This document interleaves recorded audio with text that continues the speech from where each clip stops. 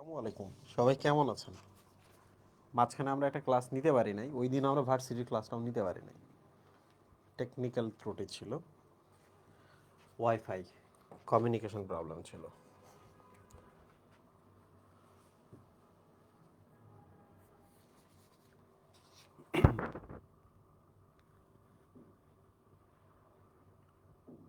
এটা কিসে ওপেন করা হয়েছে?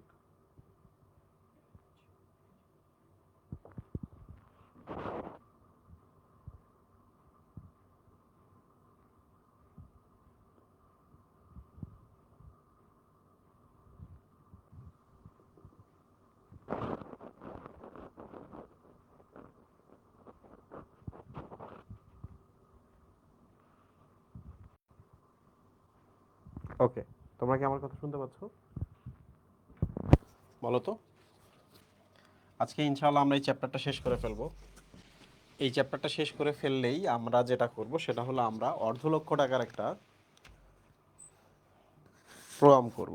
অর্ধ লক্ষ টাকা ক্যাশ মানি। ফেসবুকের কি অবস্থা? এটা কি Facebook? Web app? Okay, very good. Class করবো না, যখন কাঁদবা তখন আমার আর পাবো না। হ্যাঁ,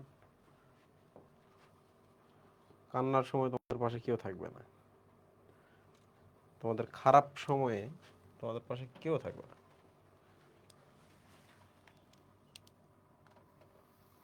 তোমরা কি ভাবছো পড়ালেখা এত সহজ?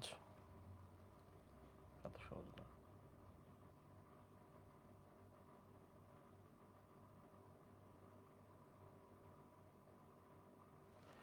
আচ্ছা, প্রজনন তন্ত্র থেকে কিছুই পড়তে হবে না, তবু আমি দেখাই দিচ্ছি যে তোমরা এই জিনিসগুলো একটু মনে রাখো। এখান থেকে কিছুই পড়তে হবে না, হ্যাঁ, জাস্ট দেখে রাখো। এক লিঙ্গ প্রাণী, এক লিঙ্গ মানে হচ্ছে মেল আলাদা, ফিমেল আলাদা, ঠিক আছে? যৌন দ্বিরূপতা দেখা যায়। যৌন দ্বিরূপতা মানে হলো পুরুষ দেখতে একরকম, স্ত্রী দেখতে আরেক রকম। বুঝতে পারছো? দুইজন দুই রূপ। ঘাসফড়িংয়ের বাইরে থেকে দেখে বোঝা যায় যে স্ত্রী কোনটা পুরুষ কোনটা, বিশেষ করে অভিপোজিটর। অভি মানে হচ্ছে ওভাম, ওভাম মানে হচ্ছে ডিম্বাণু। তাহলে অভিপোজিটর বা ডিম্বাণু ধারক দেখে বোঝা যায় এটা ফিমেল ঘাসফড়িং। ওকে, এটা একটা প্রশ্ন, কিন্তু এটা একটা প্রশ্ন যে ফিমেল ঘাসফড়িং কিভাবে চেনা যায়? অভিপোজিটর।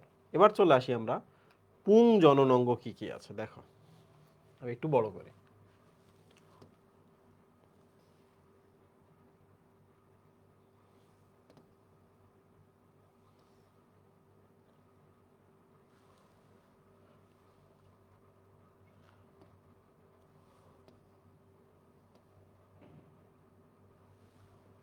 পুং জননাঙ্গ কি কি আছে দেখো। এই যে দেখো, মিডিয়াল লিগামেন্ট। তোমরা আমাকে বলো লিগামেন্ট মানে কি? লিগামেন্ট মানে হচ্ছে লাইগেট করে রাখা।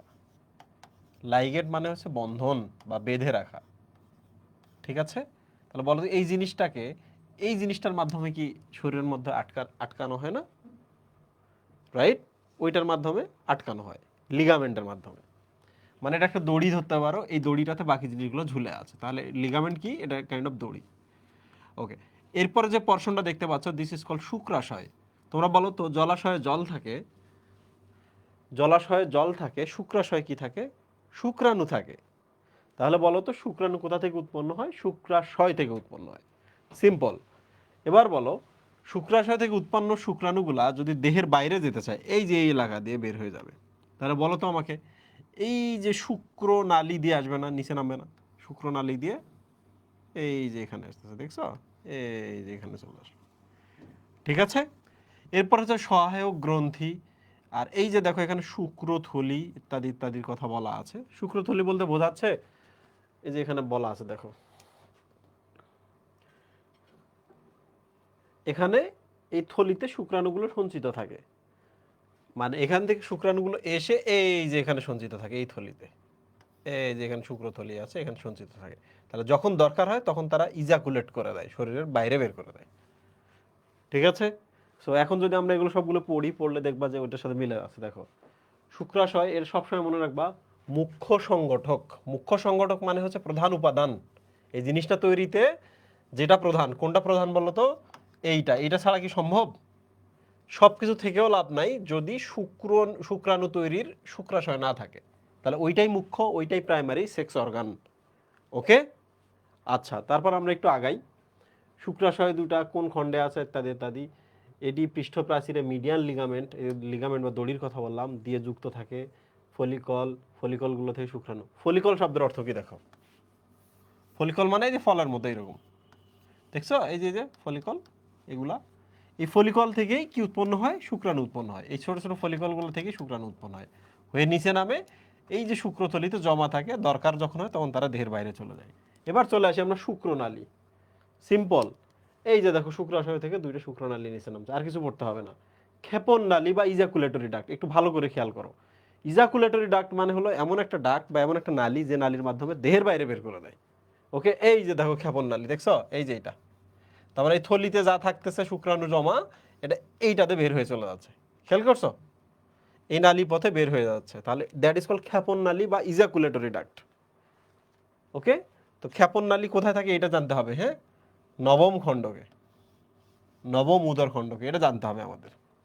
আর এই যে শিশ্ন বা পুংসঙ্গম অংশ, এগুলা রিডিং পড়বা, তেমন একটা পড়তে হবে না।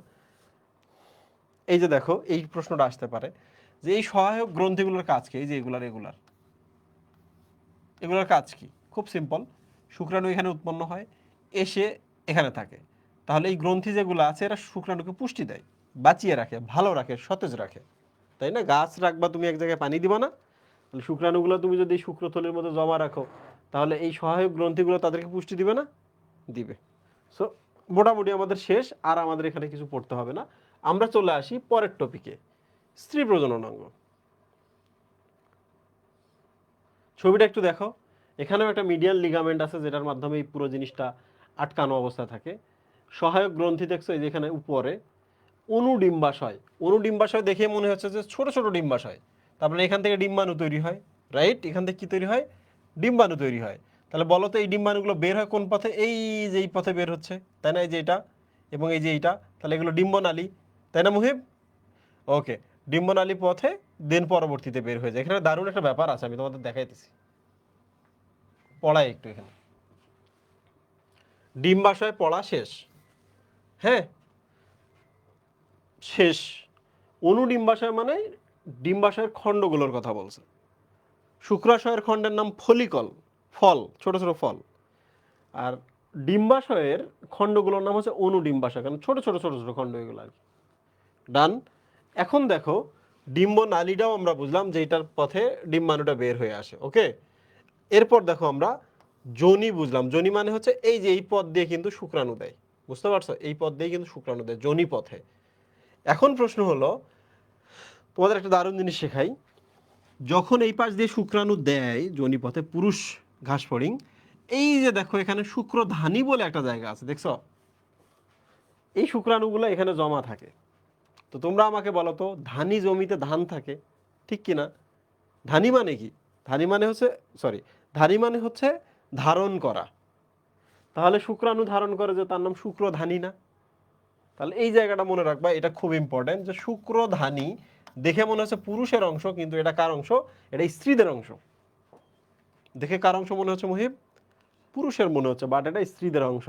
ঠিক আছে, তাহলে এখান থেকে আমাদের মোটামুটি পড়া শেষ, আর তেমন কিছু লাগবে না।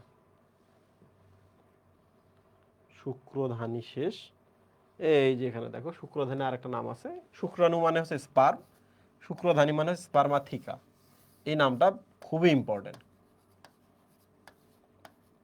নামটা জেনে রাখা খুব ইম্পর্টেন্ট, যে এখানে এটা স্ত্রী দেহের অংশ। পুরুষরা যখন দেয়, তো পুরুষের শুক্রাণুগুলো শুক্রধানীর মধ্যে সাময়িকভাবে জমা থাকে, শেষ। ওকে, এখন এই যে দেখো নিচের টুকু আর পড়ার দরকার নেই, শেষ, লাগবে না। আচ্ছা, আমি স্লাইড দেখে এই জন্য পড়াচ্ছি যে ইনফরমেশনগুলো জাস্ট দেখানোর জন্য, এখানে বোঝানোর কিছু নেই। আচ্ছা, এবার চলে আসি আমরা প্রজনন প্রক্রিয়া। এরা ইউজুয়ালি যৌন জনন করে। যৌন মানে হচ্ছে শুক্রাণু এবং ডিম্বাণুর মিলন ঘটে এদের দেহে, ঠিক আছে? দেখো গ্রীষ্মের শেষ দিকে এদের যৌন মিলন ঘটে, এটা মাথায় রাখতে হবে। শেষ, আর কিছু এখান থেকে জানার দরকার নেই। নিষেক, আহ, এখান থেকে যেটা পড়তে হবে সেটা হলো এখানে কিছু বলা লাগবে না, এখানে কিচ্ছু বলা লাগবে না, কঠিন কঠিন নাম দেওয়া আছে বাট এগুলো ইম্পর্টেন্ট না। যদি তোমার কলেজ মনে করে যে এগুলো ইম্পর্টেন্ট তাইলে ইম্পর্টেন্ট, এছাড়া এগুলো ইম্পর্টেন্টই না।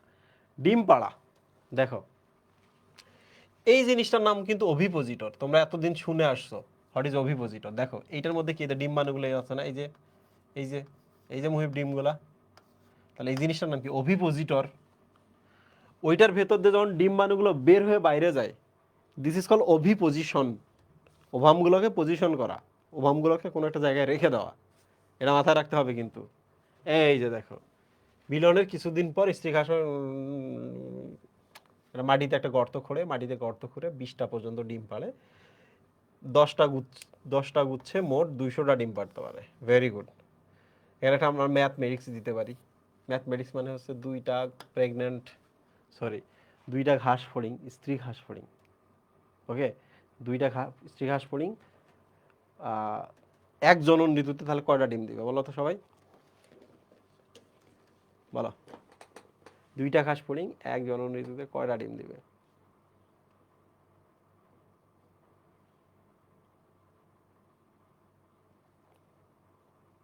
তাহলে এবার বলো তো 10টা পুরুষ ঘাস ফড়িং কয়টা ডিম দিবে এক জনন ঋতুতে? এক জনন ঋতুতে 10টা পুরুষ ঘাস ফড়িং।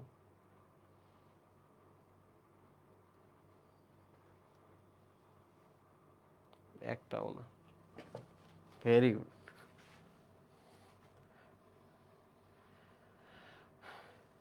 পরিস্ফুটনে চলে আসি। এটা একটা ডিম্বাণু, হ্যাঁ। এই যে ছোট্ট একটু এখানে কুসুম আছে, এটা কি কুসুম? What is this? This is called কুসুম। কয়টা বাজে মুহিম? এই জিনিসটা মনে রাখবা যে সেন্টারে অল্প একটু কুসুম থাকে, okay. So this is called centrolecithal. কুসুম কি অল্প বেশি থাকতে পারে, আমরা এটা নিয়ে কথা বলবো না, বাট সেন্টারে আছে এই জন্য এটার নাম হচ্ছে সেন্ট্রোলেসিথাল, ওকে। সেন্ট্রোলেসিথাল, লেসিথাল শব্দ তো কুসুম। মুহিব একটা দারুণ জিনিস আমরা এখানে শিখবো, দ্যাট ইজ কল্ড ডায়াপজ। এইটা কিন্তু পরীক্ষায় আসবে, ডায়াপজ। পরীক্ষায় আসবে ডায়াপজ কি জিনিস, তো তোমরা একটু বোঝার চেষ্টা করো।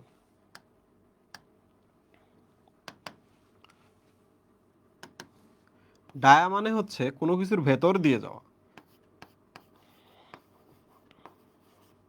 কোনো কিছুর ভেতর দিয়ে যাওয়া। পজ মানে হচ্ছে থেমে থাকা, তাই না? টেম্পোরারিলি থেমে থাকা, স্থির থাকা, স্থির বা থেমে থাকা। তাহলে বলো তো কোনো কিছুর ভেতর দিয়ে যাওয়ার সময় যদি থেমে থাকে কোনো কিছু, দ্যাট ইজ কল্ড ডায়াপজ। সহজ করে বলি, ঘাসফড়িং যখন শীতকালের ভেতর দিয়ে যায়, শীতকাল কিন্তু খুবই হার্শ মোমেন্ট সবার জন্য, মানুষ থেকে শুরু করে সবার জন্য শীতকালটা খুবই হার্শ মোমেন্ট।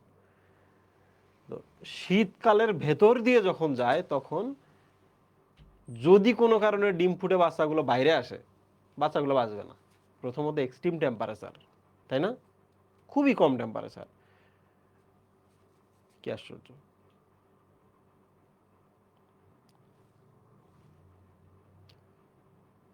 প্রথমত হচ্ছে এক্সট্রিম টেম্পারেচার, 2 নাম্বার হচ্ছে ওই সময় কোনো পানি নাই, ওই সময় কোনো খাবার নাই শীতকালে।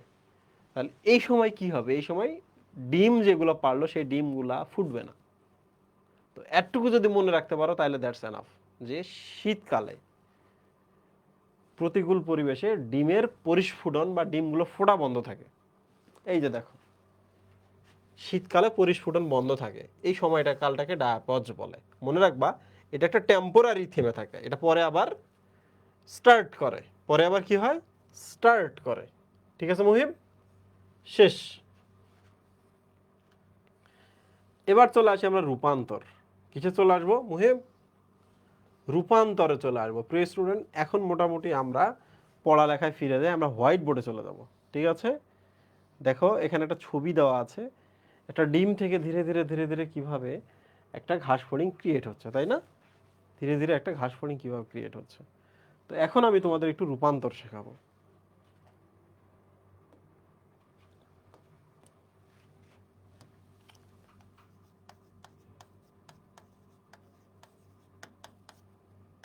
রূপান্তর, দ্যাট ইজ কল্ড মেটামরফোসিস।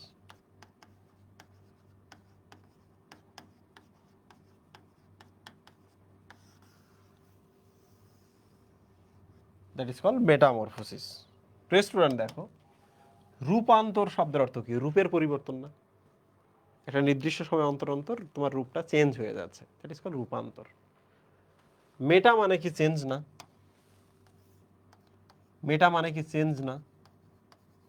আরে মরফো শব্দের অর্থ হচ্ছে দৈহিক আকার আকৃতি বা দৈহিক, শুধু রাখলাম, তাহলে বলো তো দৈহিক চেঞ্জ না এটা? এটা তো তাহলে রূপের পরিবর্তন বা রূপান্তর, রাইট? তাহলে আমরা এখন পড়তেছি রূপান্তর বা মেটামরফোসিস। আর রূপান্তর দুই ভাগে ভাগ করা, আমি তোমাকে বোঝাই কি জিনিস। দেখো, সেটা ডিম থাকে, ডিম ফুটে একটা লার্ভা বের হয়, ওকে, দিস ইজ লার্ভা, ঠিক আছে? লার্ভাটা থেকে একটা, এটা হচ্ছে গাছের ডাল মুহিম, এটা কি গাছের ডাল, গাছের ডালে এইরকম পুতুলের মতো কিছু একটা ঝুলে থাকে, দ্যাট ইজ কল্ড পিউপা দশা। এরপর কি হয়,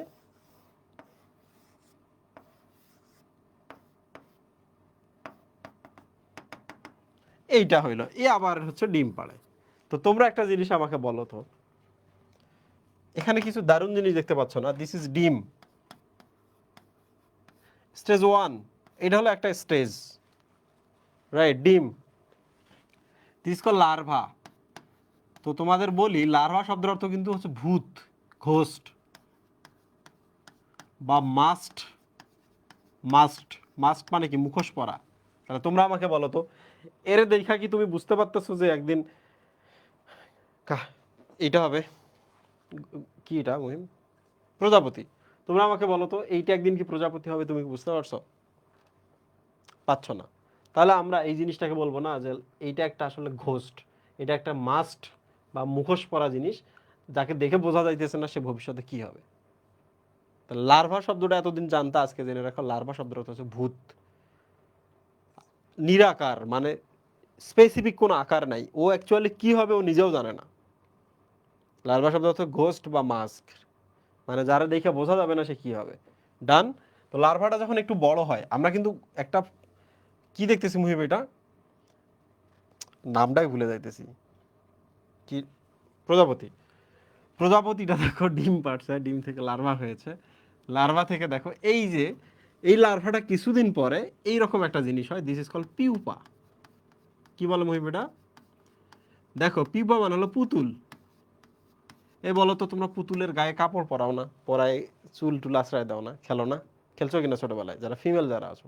তো তোমরা আমাকে বলো তো, এই যে গাছের মধ্যে ঝুলে আছে, এটা একটা আসলে কাপড়ের মতো একটা আবরণ, এর ভেতরে কিন্তু যে লার্ভাটা কিন্তু এর ভেতরে আছে, বুঝতে পারছো? তার মানে কোন একটা জিনিসের নিচে সে ঝুলে আছে এবং তার গায়ে কাপড় পরানো আছে। তাহলে বলো তো, এটা কি পুতুল বলবো না আমরা? পুতুল থেকে কিন্তু পিউপা কথাটা চলে আসে। পিউপা শব্দ অর্থ ডল, ডল মানে হচ্ছে পুতুল। তাহলে দেখো, একটা একটা হচ্ছে একটা প্রজাপতি ডিম পাড়ে, ডিম থেকে লার্ভা হয়, লার্ভাটা কিছু ঘোরাফেরা করে এরকম একটা স্থির হয়, স্থির হয়ে তার গায়ের উপর একটা আবরণ তৈরি হয়। এই আবরণের ভেতরে সে ম্যাচিউর হওয়া শুরু করতেছে, বড় হচ্ছে, কিন্তু ভেতরে ভেতরে বুঝতে পারতেছে না। কিছুদিন পর হয় কি, ওটা খুলে এরকম একটা টুকটুকে ফুটফুটে বের হয়, ওকে? সো তোমাদের আমি শুধু একটা প্রশ্ন করব, তুমি যদি এই প্রশ্নের উত্তর দিতে পারো তাইলেই মনে করবা যে তুমি 100% প্রিপারেশন নিয়েছো। সেটা হলো, এই প্রসেসটাতে এর সাথে কি এর কোনো মিল আছে? তাহলে বলো তো তুমি, কমপ্লিট চেঞ্জ হয়েছে না? Complete change. এবার বলো তো, এর সাথে কি এই চেহারার মিল আছে? নাই। তাহলে আমরা কি বলতে পারি এটা কমপ্লিট চেঞ্জ হয়ে গেছে? এই চেহারার সাথে কি এই চেহারার মিল আছে মুহিব? তাহলে আমরা এখানে বলতে পারি না কমপ্লিট চেঞ্জ? পারি কি না? তাহলে তোমরা আমাকে বলো তো, এই জায়গায় রূপান্তর বা চেহারার পরিবর্তনগুলো কি পুরোপুরি চেঞ্জ হচ্ছে না? আগে কেমন ছিল আর এখন কেমন, মিলানো যাইতেছে না। তাহলে আমরা এটাকে বলবো কমপ্লিট মেটামরফোসিস। কি বলবো? কমপ্লিট মেটামরফোসিস বা বাংলা হলো সম্পূর্ণ রূপান্তর, এটা মাথায় রাখতে হবে। তাহলে আমাকে বলো তোমরা যে পরীক্ষায় যদি প্রশ্ন আসে সম্পূর্ণ রূপান্তর বা কমপ্লিট মেটামরফোসিস কার ঘটে, উত্তর কি? প্রজাপতি। তাহলে এক্সাম্পল প্রজাপতি। আরো একটা নাম তোমরা এর সাথে অ্যাড করো, সেটা হলো মৌমাছি। কি নাম? মৌমাছি। এবার আমরা এখানে চলে আসি, ইনকমপ্লিটটা আমরা দেখার চেষ্টা করি। ডিম, এইটা ফুটে যে জিনিসটা বের হয় তার চেহারাটা হলো এইরকম।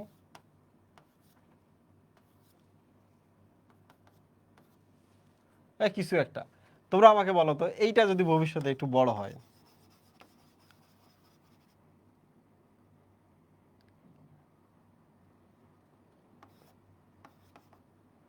ওকে মুহিম,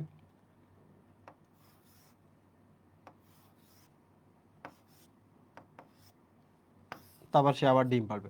তোমরা আমারে বলো তো এটা কি বাচ্চা ঘাস ফড়িং না, শিশু ঘাস ফড়িং না এটা? তোমরা আমাকে বলো শিশু ঘাস ফড়িং কিনা? এইটা কি পূর্ণাঙ্গ ঘাস ফড়িং কিনা?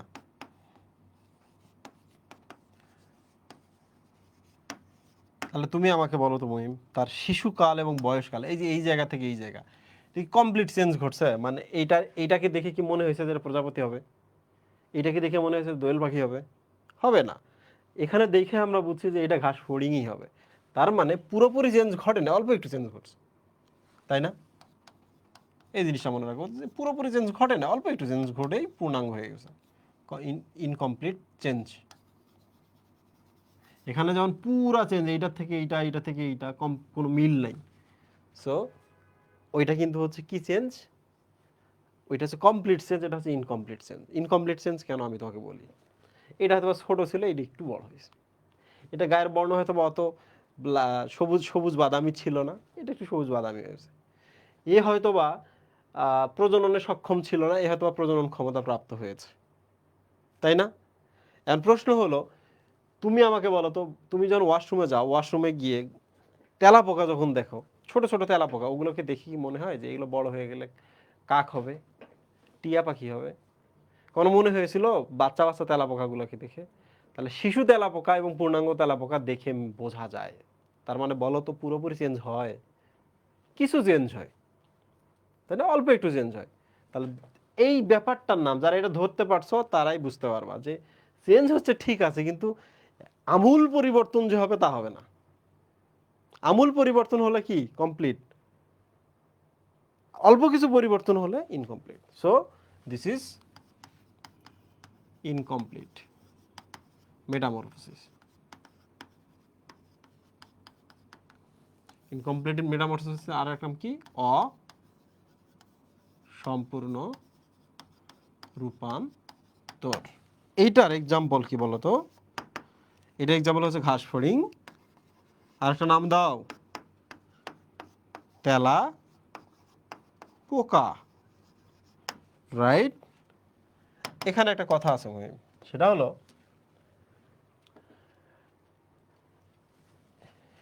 কমপ্লিট মানে কি? টোটাল না, হলো না।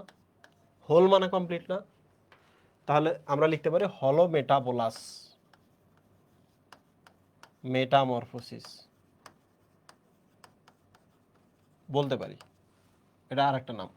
কমপ্লিটকে আমরা বলতে পারি হলো মেটাবোলাস, ইনকমপ্লিটটাকে আমরা কি বলবো? অর্ধেক, হেমি মেটাবোলাস।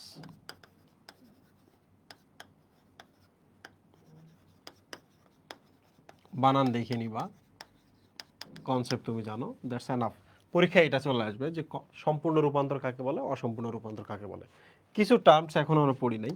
এটাকে বলে নিম্ফ, নিম্ফ। আর এই যে পূর্ণাঙ্গ যেটা দেখতে পাচ্ছ, পূর্ণাঙ্গ যেটা দেখতে পাচ্ছ, দিস ইজ পূর্ণাঙ্গ হাঁস ফড়িং। আচ্ছা যাই হোক না কেন, হোয়াট ইজ নিম্ফ? নিম্ফ মানে হচ্ছে জামাই বা কোনে, জামাই বা কোনে। তোমরা আমাকে বলো তো এইটা কি পৃথিবীতে জন্ম নেওয়া জাস্ট নতুন একটা ঘাস ফড়িং না? এটা বুড়া ঘাস ফড়িং না? তাহলে নতুন ঘাস ফড়িংটাকে কি আমরা জামাই বা কোনে বলবো নাকি বুড়া বলবো? তাহলে জামাই কোণে এখানে হচ্ছে মেটাফর হিসেবে ব্যবহার করা হয়েছে, এই নতুন সদস্য পরিবারের, তাই না? জামাই বা কোণে। প্রিয় স্টুডেন্ট, এখানে একটা কথা আছে, এই যে স্টেজগুলো তোমরা দেখতেছো, ডিম, লার্ভা, পিউপা, এই স্টেজটার নাম কি? এই স্টেজটার নাম হচ্ছে ইমাগো। কি নাম মহিম? ইমাগো।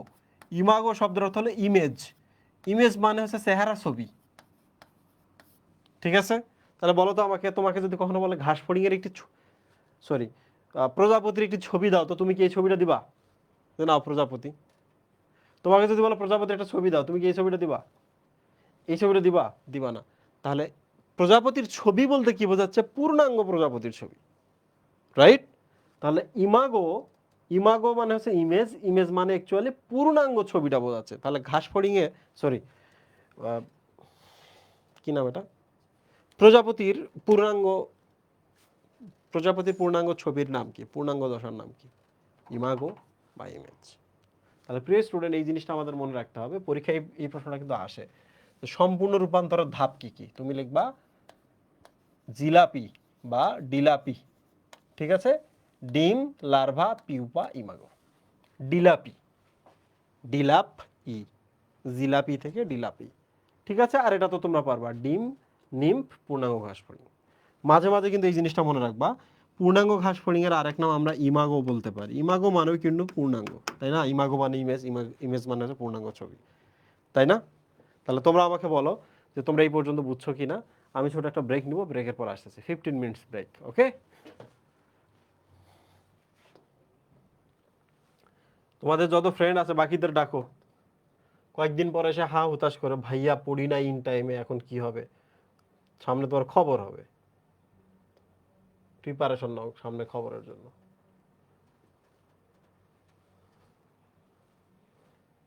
তোমাদের মতো আমি অনেক স্টুডেন্ট দেখছি যারা শুরুর দিকে গায়ে হাওয়া লাগায় বেড়াইতো, শেষের দিকে গিয়ে ধরা খাইতো, কান্নাকাটি করতো, কোনো পথ খুঁজে পাইতো না। তো যারা প্রত্যেকদিন কষ্ট করতেছো, ইট ডাজেন্ট ম্যাটার তোমার আইকিউ অনেক ভালো হইতে পারে, তোমাকে অনেক ট্যালেন্টেড হইতে হবে, এটা ম্যাটার না। ম্যাটার হইতেছে যে তুমি রেগুলার পড়াশোনা করছো কিনা। তাইলেই দেখবা শেষে গিয়ে তুমি সবচেয়ে ভালো করবা।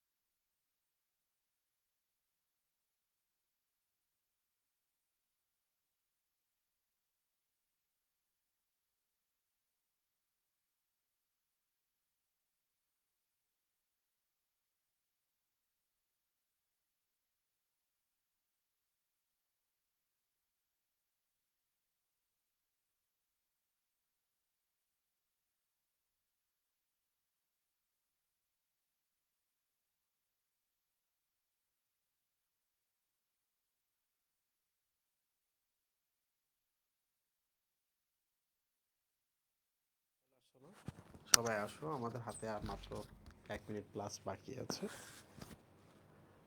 ওকে, আমরা এই চ্যাপ্টারটা শেষ করলাম। এখন আমাদের কাজ কি? আমাদের কাজ হচ্ছে আমরা এখন সাইকেল 1-এ ফেরত যাব। সাইকেল 1টা আমরা শেষ করব। সাইকেল 1টা শেষ করে আমরা সাইকেল 2-র আরেকটা চ্যাপ্টার থাকবে, এই চ্যাপ্টারটা শেষ করে আমরা সাইকেল 3-তে চলে যাব। এর মধ্যে আমরা সাইকেল 3-এর ক্ষেত্রে কি করতেছি, সাইকেল 3-তে আমরা হচ্ছে 1, 2, 3 সবগুলোতে কিন্তু আমি আর্কাইভ রেডি করতেছি। আমার হোয়াইট বোর্ডের যে ক্লাসগুলো আছে, তোমরা যেগুলো কথা শুনছো, তো হোয়াইট বোর্ডের ক্লাসগুলো আমি এখানে অ্যাড করব। তো সেগুলোতে আরও ডিটেইল আছে, অন্য অন্য বইগুলো সব একসাথে পড়ানো আছে। তো আমার মনে হয় যে আমি যেগুলো পড়াচ্ছি লাইভ ক্লাসে, এগুলো এনাফ, এগুলো মোর দ্যান এনাফ। আর যারা মনে করো যে তোমাদের ভবিষ্যতে মেডিকেল এডমিশন পরীক্ষা দিবা, ভার্সিটি এডমিশন বা যেখানে এডমিশন দাও না কেন, বায়োলজিতে টপ নস ফলাফল করবা, তাহলে লাইভ ক্লাস পাশে ওই ক্লাসগুলো তোমাদের তোমাদের যেটা মনে হয় তোমরা সেটা দেখে নিবা। ঠিক আছে?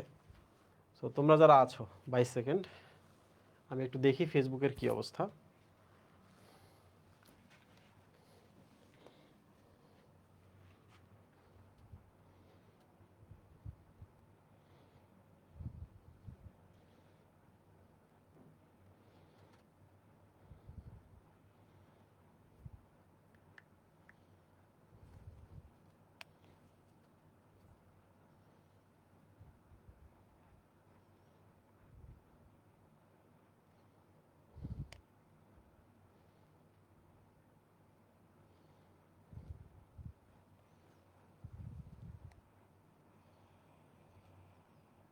আজকে শেষ হয়ে যাবে, ইয়েস, আজকে শেষ হয়ে যাবে, ইয়েস। তাশরিফুল ইসআন বলেছেন লস প্রজেক্ট। কোনটা লস প্রজেক্ট আপনি মেনশন করেছেন, একটু যদি কমেন্টে বলতেন কোনটা লস প্রজেক্ট বলছেন। আমি আপনার কমেন্টে রিপ্লাইয়ের অপেক্ষায় আছি।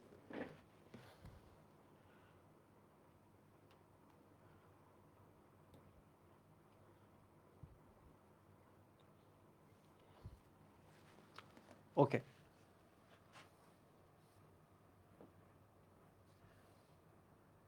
আচ্ছা, ঘাস ফড়িংয়ের যে তরুণ ঘাস ফড়িং বা বাচ্চা ঘাস ফড়িং, এটাকে যে নিম্ফ বলে, এটা কিন্তু আমি তোমাদের দেখিয়েছি।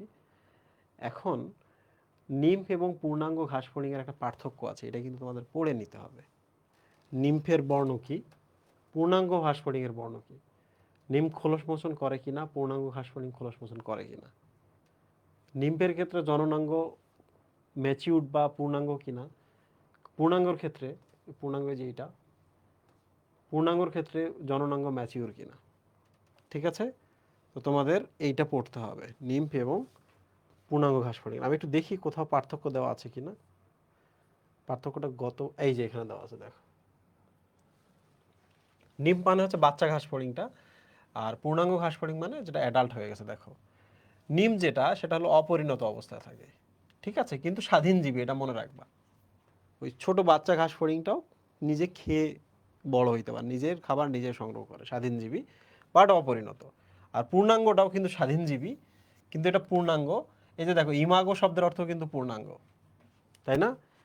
ঘাস ফড়িংয়ের ক্ষেত্রে আমরা যখন পড়তেছিলাম, ঘাস ফড়িং কিন্তু অসম্পূর্ণ রূপান্তরের অংশ। তারপর বাটারফ্লাই ছিল, তারা কিন্তু ছিল সম্পূর্ণ রূপান্তরের অংশ। সম্পূর্ণ রূপান্তরে ডিলাপি দ্বারা মনে রেখেছি, ডিম লার্ভা ইমাগো পিউপা, ডিম লার্ভা পিউপা ইমাগো। এটার ক্ষেত্রে দেখো আমরা কি মনে রাখছিলাম, ডিম, নিম্ফ, পূর্ণাঙ্গ ঘাস ফড়িং। তো পূর্ণাঙ্গ ঘাস ফড়িং এর জায়গায় কিন্তু আমরা ইমাগো শব্দটা ব্যবহার করতে পারি, এটা মাথায় রাখবা কিন্তু। এবার চলে আসি আমরা পরিণত ঘাস ফড়িং যৌন প্রজননের মাধ্যমে নিম্ফের জন্ম দেয়, আমরা বুঝছি। আর নিমগুলো যখন ধীরে ধীরে অল্প একটু রূপান্তর হওয়ার পর পূর্ণাঙ্গ ঘাস ফড়িং এর পরিণত, এটাও আমরা জানি। আকার, নিমটা ছোট, পূর্ণাঙ্গ ঘাস ফড়িংটা বড়, এটা আমরা জানি। যেটা ছোট বাচ্চা সেটা ফ্যাকাশে থাকবে, কিন্তু যেটা পূর্ণাঙ্গ ঘাস ফড়িং সেটা কিন্তু সবুজ আভা হবে। ঠিক আছে? যেহেতু এটা সবুজ বা তৃণ এর মাঝে লুকিয়ে থাকে, that is why this is সবুজ। সবুজের মাঝে সবুজ লুকিয়ে থাকলে অন্যান্য যা প্রিডেটর অ্যানিমেল আছে তারা তাদেরকে খুঁজে পাবে না, ফলে তারা সার্ভাইভ করতে পারবে। ডানার ক্ষেত্রে দেখো, ছোটবেলায় কিন্তু ডানা প্যাড থাকে, মানে ছোট্ট একটু ডানা কেবল বের হইতেছে, ডানা প্যাড থাকে কিন্তু বড় ডানা নাই। কিন্তু বড় হয়ে গেলে দেখো ডানা প্যাড নাই, ওইটা পূর্ণাঙ্গ ডানায় পরিণত হয়েছে। ঠিক আছে? প্রজনন তন্ত্র, যারা নিম, যারা ছোট, তাদের ডেফিনেটলি প্রজনন তন্ত্রটা অসম্পূর্ণ, অবিকশিত থাকবে, তাই না?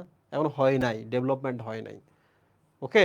বাট পূর্ণাঙ্গ হইলে কিন্তু এটা সম্পূর্ণ বিকশিত হয়ে যাবে, সম্পূর্ণ মানে কমপ্লিট ডান, বিকাশ কমপ্লিট। এবার শেষেরটা চলে আসি, দেখো ছোট থেকে যখন বড় হবে, যতই বড় হতে থাকবে কাপড়গুলোকে আটসাট হয়ে যাবে না? কাপড় খুলে আমরা নতুন নতুন কাপড় বানাই কিনা, বড় সাইজের কাপড় বানাই কিনা? হ্যাঁ। যেহেতু নিমটা একটা চেঞ্জের ভেতর দিয়ে যায়, ধীরে ধীরে বড় হয়, তাহলে তাকে বারবার খোলসটা খুলে ফেলতে হবে, নতুন খোলস তৈরি হবে, ওটাও খুলে ফেলতে হবে, নতুন খোলস আবার খুলে ফেলতে হবে। বাট পূর্ণাঙ্গ হয়ে গেলে কিন্তু বৃদ্ধি থেমে যায়, বৃদ্ধি থেমে গেলে যে খোলসটা থাকবে ওটাই আজীবনের খোলস, আর কোনো চেঞ্জ নাই। সেইটা এখানে বলছে যে খোলস মোচন ঘটে না। এই মল্টিং শব্দের অর্থ কিন্তু খোলস মোচন, এটা মাথায় রাখবা। মল্টিং মানে কি? খোলস মোচন। মল্টিং শব্দের অর্থ অ্যাকচুয়ালি খুলে ফেলা, ঝরিয়ে ফেলা, ঠিক আছে? আচ্ছা, তো এখন আমরা এদিকে দেখি কোনো ছোটোখাটো টার্ম আছে কিনা, যে টার্মগুলো আমাদের একটু পড়ে রাখা উচিত, সেটা আমরা একটু পড়ি। এই যে এখানে দেখো, ঘাসফড়িং যে তার খোলস মোচন করে বা বহিঃকঙ্কাল মোচন করে, দ্যাট ইজ কল মল্টিং। এটা কিন্তু জানতে হবে, কারণ খুব ইম্পর্টেন্ট। তো এরা কি হয় দেখো, দুইবার খোলস মোচন করে। এই যে আজকে একটা খোলস মোচন করলো, দীর্ঘদিন পর আরেকটা খোলস মোচন করলো, আবার দীর্ঘদিন পর আরেকটা খোলস মোচন করলো। এই মাঝখানে যে স্টেজগুলো তোমরা দেখতে পাচ্ছ, দিস ইজ কল ইনস্টার। কি এগুলা? This is call instar. এই যে দেখো ইনস্টার এখানে দেওয়া আছে। তাহলে প্রশ্ন হলো যে সারা জীবনে একটা ঘাসফড়িং, নিম্ফ, একটা নিম্ফ বড় হইতে গেলে সর্বোচ্চ কয়বার বা টোটাল কয়বার খোলস মোচন করে? এটার উত্তর হচ্ছে 5 বার খোলস মোচন করে। তো তোমরা আমাকে বলো তো, 5 বার যদি খোলস মোচন করে, এই পুরো সময়টাতে কয় মাস লাগবে? 2 মাস সময় লাগবে, ঠিক আছে? মল্টিং 5 বার খোলস মোচন করে, 2টা খোলস মোচনের মাঝখানটাকে বলা হয় ইন এস্টার। ইন মানে মাঝে, ইন মানে মাঝে, এবং লাস্টেরটা হচ্ছে এই পরিপূর্ণতা পাইতে তাদের 2 মাস সময় লাগে। এখন প্রশ্ন হলো যে প্রশ্ন হচ্ছে যে 5 বার যদি খোলস মোচন করে, 5 বার যদি খোলস মোচন করে, তাদের ইনস্টার কয়টা? দেখো তো, ছোট্ট একটা ঘাসফড়িং যাচ্ছে, এই যে দেখো প্রথমবার খোলস মোচন করতেছে, তাই না? এটা খোলস মোচন, দ্বিতীয় খোলস মোচন, তৃতীয় খোলস মোচন, চতুর্থ খোলস মোচন, পঞ্চম খোলস মোচন, পূর্ণাঙ্গ হয়ে গেল, রাইট? তাহলে ইনস্টার 1টা 2টা 3টা 4টা ইনস্টার, ঠিক কিনা? তাহলে বলো যে 2 খোলস মোচনের মাঝখানে যদি আমরা ইনস্টার বলি, তাহলে 5 বার খোলস মোচন যদি হয়, তাহলে ইনস্টার কয়টা? তাহলে এটা কনসেপ্ট 4টা ইনস্টার, রাইট? ঠিক কিনা? যদি জিজ্ঞেস করা হয় শনি রবি সোম, আজকে শনিবার, সোমবার আসতে কতক্ষণ লাগবে, তাহলে তুমি শনি রবি সোম 72 ঘন্টা বলবা না 48 ঘন্টা লাগবে, তাই না? বুঝতে পারছো তোমরা এটা? আচ্ছা, এখন আমরা চলে আসবো রূপান্তরে হরমোনের ভূমিকা। এটা থেকে মেডিকেলে প্রশ্ন আসছিল। তাহলে আমরা এই যে হরমোনের যে ভূমিকাটা আছে রূপান্তরে, এইটা আমরা একটু বোঝার চেষ্টা করব।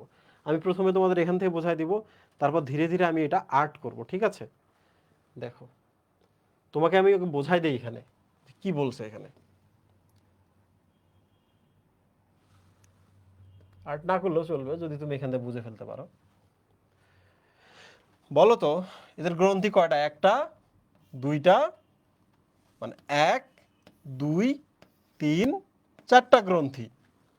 তাহলে এদের হরমোন ক্ষরণ কয় জায়গা থেকে হয়? ঘাসফড়িং এর 4 জায়গা থেকে হয়। প্রথম যেটা নাম দেখে বলো তো, ইন্টার সেরিব্রাল গ্রন্থি কোষ বলতে কি বোঝাচ্ছে? তোমরা কি জানো? ব্রেন মানেও মাথা, সেরেব্রাম মানেও মাথা, সেরেবেলাম মানেও মাথা। তাহলে বলো তো ইন্টার সেরিব্রাল বলতে কি বোঝাচ্ছে? মাথার মাঝখানে না? ইন্টার মানে মাঝখানে, সেরিব্রাল মানে যেহেতু ব্রেন, সেরিব্রাল মানে কি আমি লিখে রাখলাম এখানে ব্রেন, তাহলে ব্রেনের মাঝখানে থাকে। আর এই যে দেখো এখানে বলছে মস্তিষ্কে অবস্থানকারী এই গ্রন্থি, ঠিক আছে? তাহলে মাথার গ্রন্থি থেকে একটা হরমোন ক্ষরণ হয়, একটু ভালো করে খেয়াল করো। মাথার ভেতরে একটা গ্রন্থি আছে, that is call inter cerebral গ্রন্থি, এখান থেকে একটা হরমোন ক্ষরণ হয়। এই হরমোনটা কাজ করে, এই যে বক্ষ আছে না, অগ্রবক্ষ, এখানে একটা গ্রন্থি আছে, সেখানে হরমোনটা এখানে ক্ষরণ হয়ে এই গ্রন্থির উপরে এসে কাজ করে। তাহলে একটু দেখো তো, আমাকে এই জিনিসটা বলো তো, যে এই গ্রন্থি, এটা আর একটা গ্রন্থি, হ্যাঁ এটা আর একটা গ্রন্থি, প্রোথোরাসিক গ্রন্থি। নাম দেখে বলো তো, ঘাসফড়িং এর যদি এটা বক্ষ হয়, দেখো ভালো করে, এটা কি অগ্রবক্ষ না? এই জায়গাটা, এটা কি মধ্যবক্ষ না? এটা পশ্চাৎ বক্ষ না? ঠিক কি না? তাহলে বলো তো এই জায়গাটা যদি অগ্রবক্ষ হয়, তাহলে এবার বলো প্রোথোরাসিক গ্রন্থিটা কোথায় আছে? প্রো মানে আগে না, তাহলে এই জায়গার কথা বলতেছে। থোরাক্স মানে কি? বক্ষ না? THORAX, থোরাক্স মানে হচ্ছে বক্ষ। তাহলে বলো প্রোথোরাসিক গ্রন্থি কোথায় থাকে? অগ্র বক্ষে থাকে, অগ্র বক্ষে। এই যে দেখো এই জায়গায় থাকে। তাহলে এবার বলো আমাকে, এই যে সামনে মাথা ছিল না, এটা ছিল কি না? তাহলে বলো তো, এই যে মাথায় যে গ্রন্থি আছে তার নাম কি? ইন্টারসেরেব্রাল গ্রন্থি। এখান থেকে একটা হরমোন এসে এই যে প্রোথোরাসিক গ্রন্থির উপরে গিয়ে কাজ করে। দেখছো, হরমোন কিন্তু এও ক্ষরণ করে, এও ক্ষরণ করে, কিন্তু এর হরমোনটা এখান থেকে বের হয়ে ওই গ্রন্থির উপরে গিয়ে কাজ করে। তাহলে এবার আমাকে বলো তো তোমরা, এখান থেকে যে হরমোনটা এসে এর উপর কাজ করতেছে, কাজের অনুপাতের নাম হবে না? কোথায় কাজ করতেছে সেই অনুপাতের নাম হবে না? তাহলে বলো তো, ইন্টারসেরেব্রাল গ্রন্থি থেকে যে হরমোনটি ক্ষরণ হয় তার নাম কি? প্রোথোরাসিক হরমোন হবে কি না বলো? Pro prothoracic hormone. মাথা থেকে যেহেতু আসতেছে, এটাকে আরেকটা নাম হচ্ছে মস্তিষ্ক হরমোন বলতে পারি কিনা আমরা? ব্রেন হরমোন বলতে পারি। কিন্তু এখানে কথা হচ্ছে যে মাঝখানে ট্রপিক বলে একটা কথা বলা আছে না? ট্রপিক। তাহলে মনে রাখো, ট্রপিক শব্দের অর্থ হলো এমন হরমোনকে বোঝায় যারা এক গ্রন্থি থেকে ক্ষরিত হয়ে অন্য গ্রন্থির উপরে কাজ করে, অন্য গ্রন্থির উপরে কাজ করে। তাহলে মাথার হরমোন গিয়ে অগ্রপক্ষে যে গ্রন্থি আছে তার উপরে কাজ করতেছে। তাহলে যে যে হরমোনগুলো এক গ্রন্থি থেকে ক্ষরিত হয়ে আরেক গ্রন্থির উপরে গিয়ে কাজ করে, সেই হরমোনগুলোকে বলা হয় ট্রপিক হরমোন। প্রিয় স্টুডেন্ট, আমি আরেকবার বলছি, দেখো জাস্ট বোঝার চেষ্টা করো। মাথায় যে গ্রন্থিটা থাকে তার নাম হচ্ছে ব্রেন গ্রন্থি, ব্রেন গ্ল্যান্ড। সহজ। মাথার ভেতরে থাকে যেহেতু, এই জন্য এটার নাম হচ্ছে ইন্টারসেরিব্রাল গ্রন্থি। ইন্টার মানে ভেতরে, সেরিব্রাল মানে মাথা। তাহলে ইন্টারসেরিব্রাল গ্রন্থি বা ব্রেন গ্রন্থি, ডান। মস্তিষ্ক গ্রন্থি, ডান। এখান থেকে যে হরমোনটা আসে, এই হরমোনটার নাম হচ্ছে ট্রপিক হরমোন, কারণ এটা এখান থেকে এসে আরেকটা গ্রন্থির উপরে কাজ করে। ট্রপিক, ডান। এই হরমোনটা যেখানে গিয়ে কাজ করে ওই অনুপাতে নাম হয়, তাই না? কোথায় গিয়ে কাজ করে? অগ্রবক্ষের প্রোথোরাসিক গ্রন্থিতে, প্রোথোরাসিক বা অগ্রবক্ষের গ্রন্থিতে। তাহলে এই হরমোনটার নাম কি? প্রোথোরাসিকো। ওখানে গিয়ে যেহেতু কাজ করতেছে ট্রপিক হরমোন, তাই না? এটা আরো একটা নাম আছে ব্রেন হরমোন, কারণ ব্রেন থেকে তো আসতেছে, ডান। প্রিয় স্টুডেন্ট, এবার দেখো প্রোথোরাসিক গ্রন্থি থেকে এবার কে ক্ষরণ হয়? এবার এখান থেকে কে ক্ষরণ হয়? এখান থেকে যে ক্ষরণ হয় তার নাম হচ্ছে একডাইসন হরমোন। কি নাম? একডাইসন।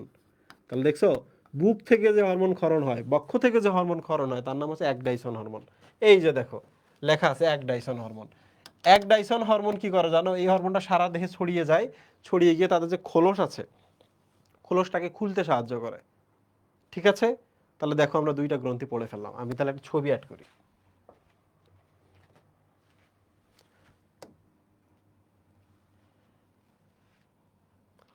এইটা যারা বুঝবা তাদের জন্য দারুণ জিনিস এটা। মাথা, দেখো এটা অগ্রবক্ষ, মধ্যবক্ষ এন্ড পশ্চাৎবক্ষ।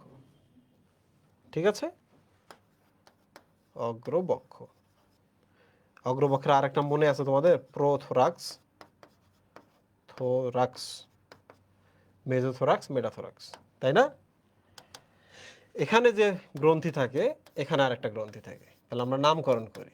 বলো, এই গ্রন্থি যেহেতু ব্রেনের ভেতরে থাকতেছে, তাহলে এটার নাম হচ্ছে ব্রেন গ্রন্থি বা মস্তিষ্ক গ্রন্থি বা ইন্টার সেরেব্রাল গ্রন্থি। কি গ্রন্থি? ইন্টার সেরেব্রাল গ্রন্থি। এটা যেহেতু অগ্রবক্ষে থাকছে, এই জন্য এটার নাম হচ্ছে প্রোথোরাসিক গ্রন্থি। প্রোথোরাসিক গ্রন্থি। এবার তোমরা আমাকে বলো তো, এখান থেকে একটা হরমোন বের হয়ে এর উপর গিয়ে কাজ করবে। এই হরমোনটার নাম আমরা বলতে পারি না ব্রেন হরমোন, কারণ ব্রেন থেকে তো আসতেছে, ব্রেন হরমোন। যেহেতু এই হরমোনটা গিয়ে এর উপর কাজ করতেছে, এই জন্য এটার আরো একটা নাম দিতে পারি, সেটা হচ্ছে প্রোথোরাসিক হরমোন, তাই না? হরমোন।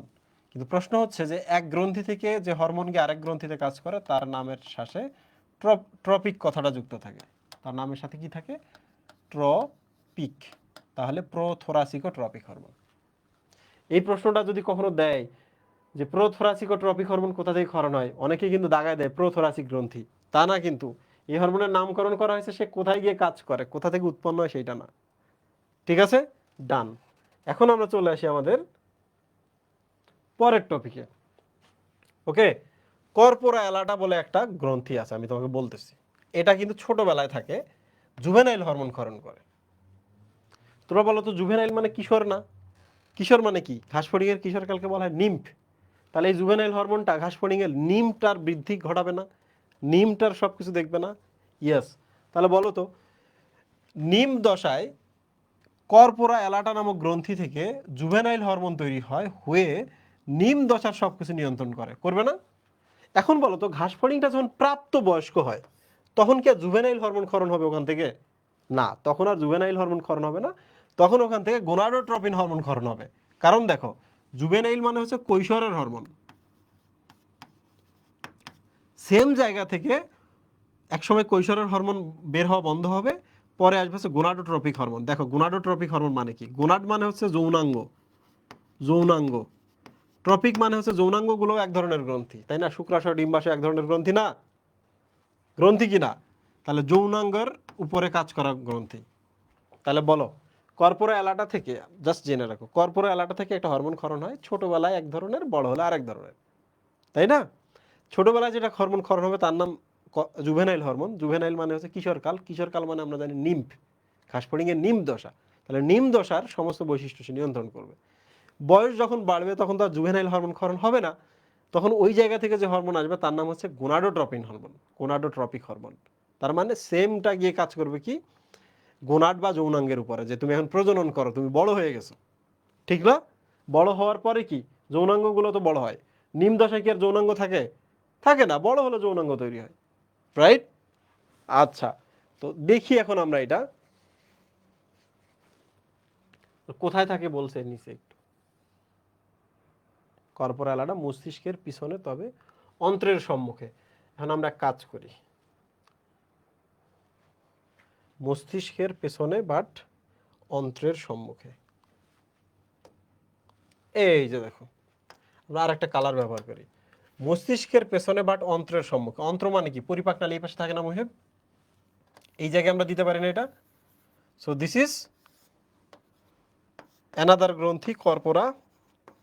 কর্পোরা মানে একটা জিনিস, একটা বডি, একটা জিনিস, এটা একটা জিনিস, অ্যালাটা। ঠিক আছে মুহিব?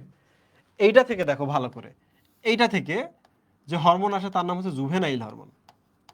জুভেনাইল হরমোন, বলো তো জুভেনাইল হরমোন কখন আসে? নিম দশায় আসে, তাই না? নিম যখন থাকে তখন এসে সে কি করে? খোলস মোচন, বৃদ্ধি, এভরিথিং করে।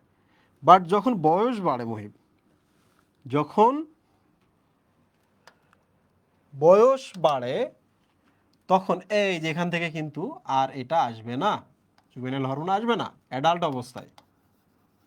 এখন আসবে কি? Gonadotropic hormone. গোনাড মানে হচ্ছে যৌনাঙ্গ, ট্রপিক মানে হচ্ছে যৌনাঙ্গ নিজেই হচ্ছে এক ধরনের গ্রন্থি। তাহলে এই গ্রন্থি থেকে যৌনাঙ্গ গ্রন্থিতে গিয়ে কাজ করে, এই জন্য ট্রপিক কথাটা বলেছে। তাহলে তোমরা কি বুঝতে পারছো? তাহলে বলো তো, এই হরমোনটা যখন আসবে তখন কি সে প্রজননের জন্য কি রেডি হবে না? প্রজননের জন্য প্রস্তুত হবে কিনা? হবে কিনা? হবে। তাহলে আমরা মোটামুটি 3টা গ্রন্থি দেখলাম, আমাদের আরেকটা গ্রন্থি আছে, এখন আমরা ওইটাতে যাব। দেখো, আমাদের লাস্টে যেটা, দ্যাট ইজ কল কর্পোরা কার্ডিয়াকা। দেখো নামটা দেখে বোঝা যাচ্ছে যে হৃৎপিণ্ডের কোনো একটা জায়গায় আছে। কোন জায়গায় থাকে? মস্তিষ্কের জাস্ট পেছনে, গ্রাসনালীর দুই পাশে, মানে হৃৎপিণ্ডটা যেখানে শেষ হয় আর কি। তোমরা জানো হৃৎপিণ্ডটা পিঠের দিকে থাকে, থাকে না? এই যে এই জায়গায় থাকে, ঠিক আছে? এখান থেকে গ্রোথ হরমোন আসে, সেগুলো কি করে? বৃদ্ধিতে সাহায্য করে। আমি দেখাচ্ছি, এটা তো লেখা মুশকিল, তারপরে আমি দিয়ে দিচ্ছি। কি কালার দেবো মহিম? কোনো এই যে কালারটা দেখি। আচ্ছা, এখানেই দিয়ে দিই। এই যে দেখো, এখান থেকে আসে হচ্ছে গ্রোথ হরমোন। আর এই গ্রন্থিটা দেখতেছো, এই গ্রন্থিটার নাম আছে, এই গ্রন্থিটার নাম হচ্ছে কর্পোরা কার্ডিয়াকা। তোমরা জানো এদের হৃৎপিণ্ড এই পাশে থাকে, জাস্ট হৃৎপিণ্ডের পাশে থাকে, কর্পোরা কার্ডিয়াকা। ঠিক আছে? সে গ্রোথ হরমোন ক্ষরণ করে। তোমরা জানো গ্রোথ হরমোন মানে বৃদ্ধি। তাহলে তোমরা আমাকে একটা জিনিস বলো তো,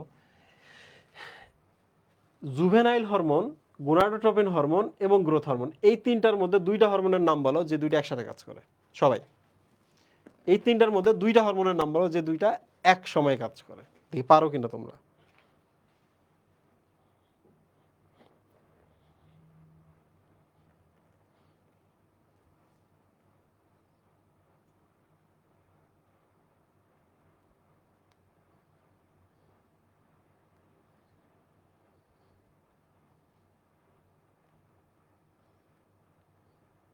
টেকনিক্যালি এবং আসল কথা হচ্ছে আজকে আমাদের ক্লাস শেষ হয়ে গেছে, এখন আমরা হচ্ছে শেষের দিকে আসছি।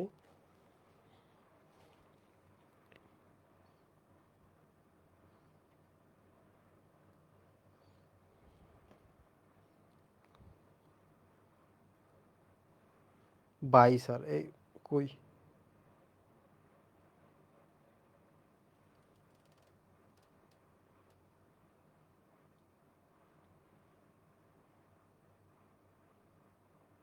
লস প্রজেক্টের পোলা কই, তার তার কোথায় কমেন্টে রিপ্লাই দেয় নাই, ওরা ধরো, হ্যাঁ ওরা ধরো। ক্লাসের মধ্যে ক্লাস না বলে যে এমন কথা বলছে, ও কি জন্য বলছে এটা?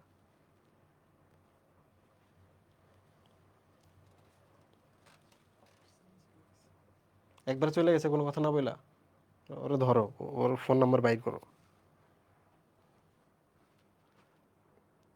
তাহলে তোমরা একটু দেখো, এই যে একটু দেখো না, এইটার নাম হচ্ছে কর্পোরা অ্যালাটা, ওকে, যেটা অ্যাডাল্ট হইতে বড় হতে সাহায্য করে। তাহলে বলো তো জুভেনাইল হরমোন আর গ্রোথ হরমোন কি একসাথে কাজ করবে না? ছোটবেলায় এটা শারীরিক কিন্তু বৃদ্ধি ঘটায় জুভেনাইল হরমোনটা নিম দশায়, আর নিম দশাতেই তো বৃদ্ধি হয় শারীরিক, তখন গ্রোথ হরমোন কাজ করবে। যখন এটা বন্ধ, তখন তোমরা আমাকে বলো তখন গ্রোথ হরমোন কাজ করবে? তুমি যখন পরিপূর্ণ হয়ে যাবে তখন আর গ্রোথ হরমোন তেমন কাজ করবে? করবে না। তখন এই যে গোনাডোট্রপিন হরমোনটা আপার হ্যান্ড নিয়ে নিবে, সে কাজ করবে। একইভাবে দেখো, ইন্টারসেরেব্রাল গ্রন্থি থেকে একটা হরমোন আসে, এসেই দেখো প্রোথোরাসিক গ্রন্থিকে বলে যে তুমি এক ডাইসন হরমোন ক্ষরণ করো। কি হরমোন ক্ষরণ করো? এক ডাইসন। এই এক ডাইসন হরমোন কি করে? খোলস মোচন ঘটায়। এটা তো নিম দশায় বা ছোটবেলায়, তাই না?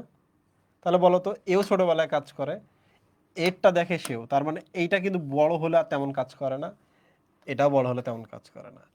এইটার ক্ষেত্রে দেখো, এই হরমোনটা বড় হলে কাজ করে না, গ্রোথ হরমোন যেটা আছে কোথায় গেল? এই যে এখান থেকে গ্রোথ হরমোন আসতেছে, এই যে এখান থেকে, এটাও বড় হলে তেমন একটা কাজ করে না। তাহলে বড় হলে শুধু একটাই কাজ করে, যেটার কাজ এখন গুরুত্বপূর্ণ, সেটা হলো কর্পোরা অ্যালাটা, কারণ সে এখন গোনাডোট্রপিন ক্ষরণ করে প্রজননের জন্য প্রিপেয়ার করে।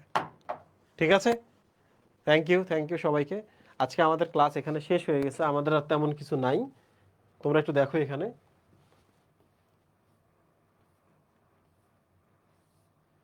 এটা তো তোমরা নিজেরাই পড়তে পারবা, হ্যাঁ, এগুলো কিছুই না, এগুলা কারা কোথায় খায় ঘাস ফড়িং, এই আর কি। তো তোমাদের যেটা কাজ, হ্যাঁ, এই প্রধান প্রধান যে শব্দগুলো আছে এই সারসংক্ষেপ পড়া কিন্তু খুব জরুরি, কারণ প্রচুর পরিমাণে এমসিকিউ আসে এখান থেকে। এবং এই যে বইয়ের শেষে যে এগুলো আছে, কোশ্চেনগুলো আছে, কোশ্চেনগুলো তোমাদের সলভ করা খুব জরুরি। ওকে, বোর্ড পরীক্ষাগুলো কিন্তু এগুলোই আসে। থ্যাংক ইউ সবাইকে, আমাদের আবার দেখা হবে। আমরা একটা 1,50,00,000 টাকার একটা ক্যাশ মানি সহ আমরা একটা গিফট রাখছি, আমরা একটা ক্লাস নিব, সরি ক্লাস না, আমরা একটা এক্সাম নিব, সাইকেল 1 এবং সাইকেল 2 যতগুলো হয়েছে 1,50,00,000 টাকার। তো এইটা ঈদের আগে হওয়ার ব্যাপক সম্ভাবনা আছে, যেন আমরা তোমাদের ঈদ সালামি দিতে পারি। সো প্রিপারেশন নাও ভালো করে, আর রেগুলার ক্লাস করো, কারণ তুমি যদি ক্লাস না করো তুমি বই থেকে প্রশ্নের উত্তর করতেই পারবা না। আমি কয়েকদিন ধরে এমসিকিউ সলভ করতেছি, ঢাকা থেকে শুরু করে বাংলাদেশের সমস্ত কলেজে ট্রাই করতেছি। আমি খেয়াল করে দেখতেছি যে বায়োলজিতে একটা ব্যাপক চেঞ্জ চলে আসছে এই বছর। প্রশ্ন করার সময় ম্যাথ, একটা সময় আজ থেকে 4 বছর আগে আমরা আমরা হচ্ছে ম্যাথ করাইতাম, 4 বছর আগে, আজ থেকে 4 বছর আগে, 2020-21 সালের দিকে। তখন তখন বইয়ে তো ম্যাথ নাই, কোষ বিভাজনে ম্যাথ নাই। কিছুদিন পর দেখা গেলো ভার্সিটিতে ম্যাথ চলে আসছে, এখন কলেজগুলোতে ম্যাথ দিতেছে। বুঝতে পারছো?